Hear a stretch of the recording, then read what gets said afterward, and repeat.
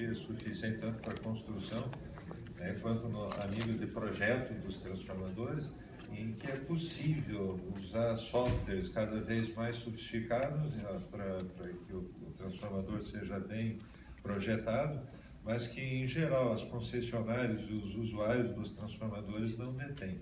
Então, muitas vezes, a decisão cabe à concessionária saber se pode ou não retirar um equipamento de operação, e isso depende de informações que, em geral, não se tem. E o objetivo, então, desse trabalho do professor Pablo foi exatamente criar uma metodologia em que nós pudéssemos avaliar os equipamentos, mesmo sem ter os dados corretos de projeto, e quase sempre são pertencentes aos fabricantes e não disponibilizados para as concessionárias.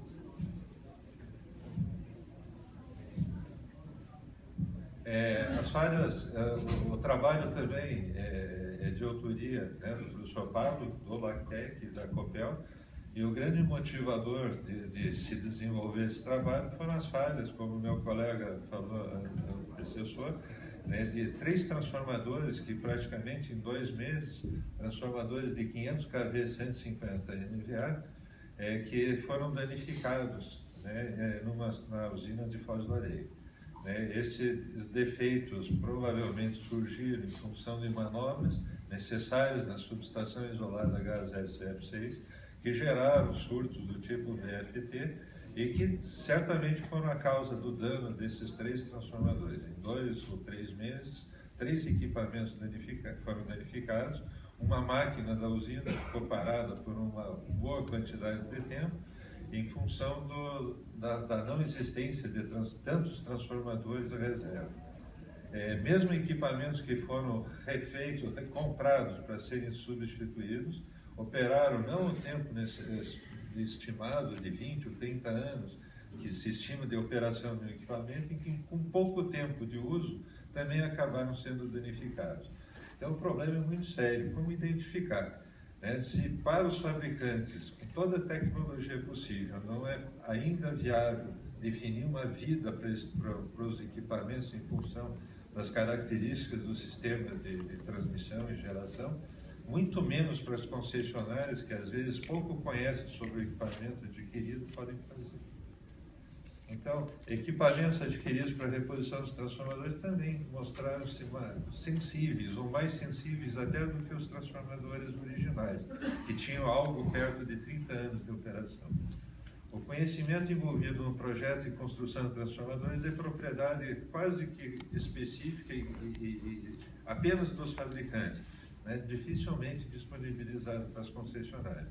Esse artigo visa estabelecer um modelo detalhado dos transformadores para obter, definir, calcular as sobretensões que esses equipamentos ficam submetidos e, eventualmente, definir riscos de manobra na subestação que possam danificar esses transformadores. O modelo é um caixa aberto, que é gerado através das indutâncias e capacitâncias que representam os diversos trechos do enrolamento. Quando a gente fala em definir um modelo caixa aberta e completo, a tarefa é das mais ingratas e difíceis. Para a estimativa dos parâmetros, na elaboração do modelo, buscou seguir as principais etapas do projeto e construção dos transformadores, com o intuito de obter um valor aproximado das dimensões internas, núcleo, a parte ativa, tanque, as perdas, o peso, etc., de modo a definir, então, as características do transformador e com as seguintes etapas. Primeiro, determinar as dimensões do núcleo magnético em função das tensões nominais do núcleo, do número de espiras, dos condutores, do tipo de condutor, de cada enrolamento. E aí tem uma infinidade de possibilidades, cada fabricante tem um projeto específico, tem tecnologias específicas. Então, partir de um transformador que nós não conhecemos por dentro é uma tarefa muitíssimo complicada, mas, no princípio, possível de ser realizada. Determinar a forma construtiva das bobinas, posicionamento dos canais, etc. Determinar a reatância de curto-circuito do transformador. Determinar as capacitâncias das diversas partes do enrolamento. Porque mexer no núcleo? Por que saber as dimensões do núcleo? Porque isso vai definir a forma dos enrolamentos. No geral, o que define a suportabilidade ou não, né, de uma isolação, né, do enrolamento de alta ou de baixa tensão de um transformador vai ser os espaçamentos que são deixados.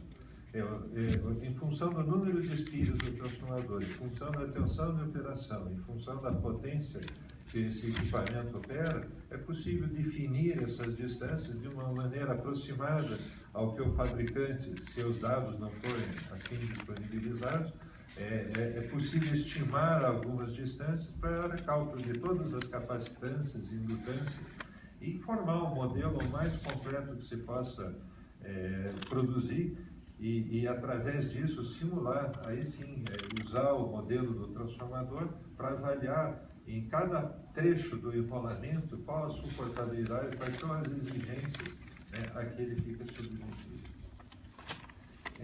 O dimensionamento do núcleo do transformador, e aqui são vários especialistas, eu não vou me atrever a comentar, mas apenas definindo algumas características que nessa metodologia foram levadas em conta.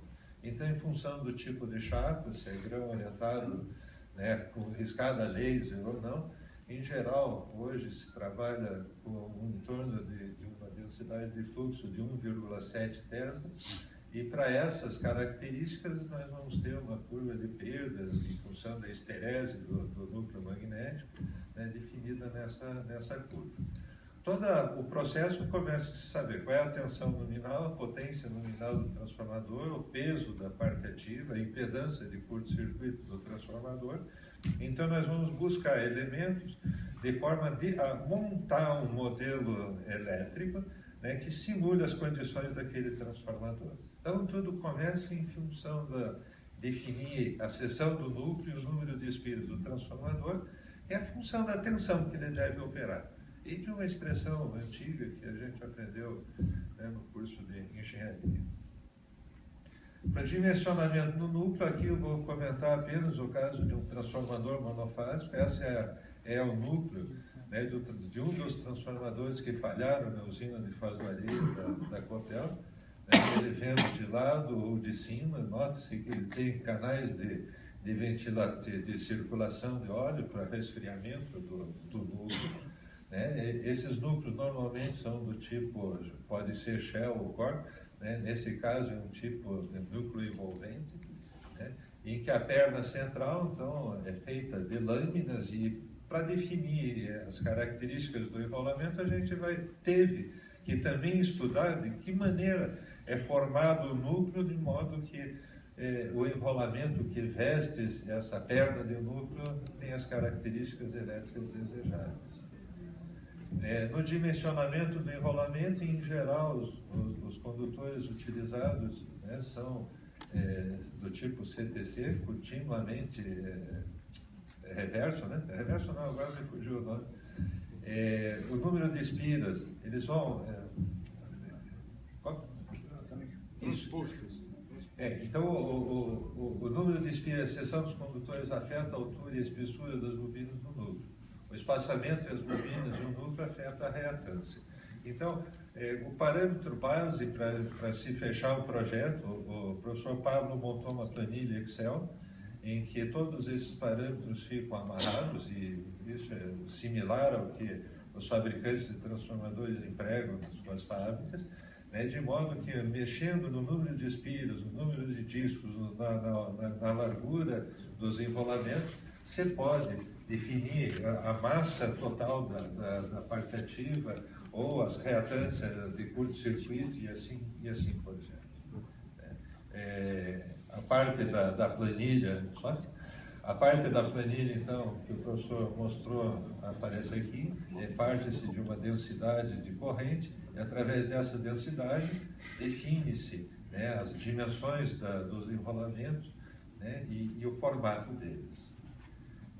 Para o dimensionamento da parte ativa, como me referi, é importante o cálculo da reatância de curto-circuito, e uma vez que a reatância de curto-circuito esteja de acordo com a placa, né, da característica nominal do transformador, o projeto começa a se assemelhar em termos de número de espiras, capacitâncias, etc. Para as capacitâncias foram levadas em conta desde capacitância entre espiras, a capacitância dos discos, a capacitância entre enrolamentos, a capacitância enrolamento tanque, enfim, né? Através de cálculo definiu-se um conjunto completo, né? E partiu-se de um modelo de uma única espira, né? Constituída de uma indutância para alta frequência e uma indutância para baixa frequência, para levar em conta o comportamento do enrolamento nessas duas faixas de frequência, que é diferente, através de um circuito equivalente como esse, que uma vez define-se uma espira, os discos vão ser uma conexão de várias dessas espiras ligadas em série paralela.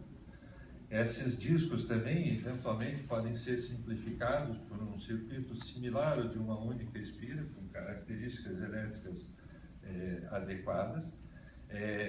Os discos formados em paralelo formam um enrolamento, e aqui mostra-se uma parte do enrolamento com os elementos que foram calculados, né, e especificados. Ora, isso gera uma quantidade de informação bastante grande, e para poder trabalhar, todo o cálculo é feito no ATP, e essas simulações para serem validadas foram caracterizadas em cima de um caso prático, que era o transformador 500 kV lá de Foz do Areia, e se simulou, ou tentou se simular através do ATP, para obter algumas respostas e fazer a validação dos modelos.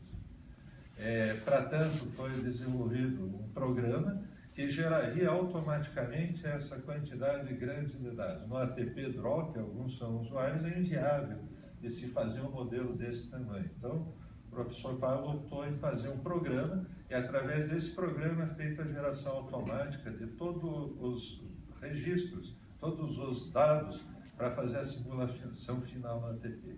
Como uma característica de validação, né, aqui mostra a comparação da resposta de frequência do transformador, né, que é em azul, e do modelo, que está em vermelho. Aqui nós temos 3 respostas em frequência, uma do transformador original, azul, a do transformador reposto 1 e 2. Né? Então, para os 2 transformadores que foram repostos, nota-se que há uma similaridade bastante grande entre todos os casos simulados, e de uma forma, evidentemente que o modelo não é perfeito, apenas o transformador tem aquela resposta, mas se chegou bastante próximo de uma resposta ao que o transformador apresentou. Só mais um minuto. Também, essa metodologia permite avaliar a distribuição de tensões ao longo das espiras, ou de espiras ou de discos do enrolamento do transformador. No caso prático que nos interessava para esse projeto da Copel, avaliar se, para algumas manobras, alguns VFTs aplicados na subestação poderiam ou não gerar sobretensões em algumas regiões do enrolamento. E só para terminar, né, a metodologia proposta para modelar permite detalhar os enrolamentos, mesmo desconhecendo os dados de projeto. Prevê-se a continuidade desse trabalho com o aperfeiçoamento da técnica e o emprego em simulações digitais visando identificar sobretensões críticas, né, no transformador especificamente, internamente o transformador, geradas por manobras em subestações SF6. Desculpe por ter passado o tempo, agradeço.